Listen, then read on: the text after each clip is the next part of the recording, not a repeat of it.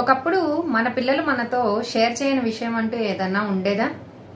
కానీ పిల్లలు టీనేజ్లోకి వచ్చాక మనం అడిగే ప్రతి ప్రశ్నకి లీవ్ ఇట్ అమ్మా, నథింగ్ అంటూ ఉంటే బాధేస్తుంది కదా. Super moms, I'm Shirisha Kodali, behavioural skills coach for teen girls.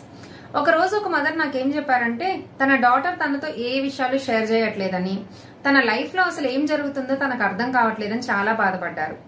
కానీ నేను షేర్ చేసిన ఎమోషనల్ కనెక్షన్ టెక్నిక్ ద్వారా ఆ టీనేజర్ లో స్లోగా చేంజెస్ స్టార్ట్ అయ్యాయి.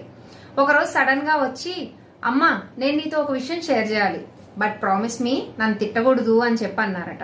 ఆ నిమిషంలో ఆ తల్లి కళ్ళల్లో నీళ్లు తిరిగాయి.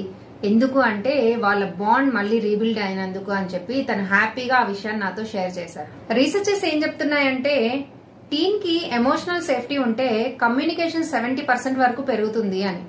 అంటే మనం రెస్పాండ్ అయ్యే విధానం మారిస్తే ఆటోమేటిక్ గా వాళ్ళు షేర్ చేయడం స్టార్ట్ చేస్తారు. మీ టీన్ కూడా మీతో ఏ విషయాలు షేర్ చేయట్లేదా? ఇది ఎండ్ ఆఫ్ కనెక్షన్ కాదు, ఒక కొత్త ప్రారంభానికి మొదటి అడుగు. బాండ్ అని కమెంట్ చేయండి. Let's rebuild a beautiful bond between you and your teen. Thank you.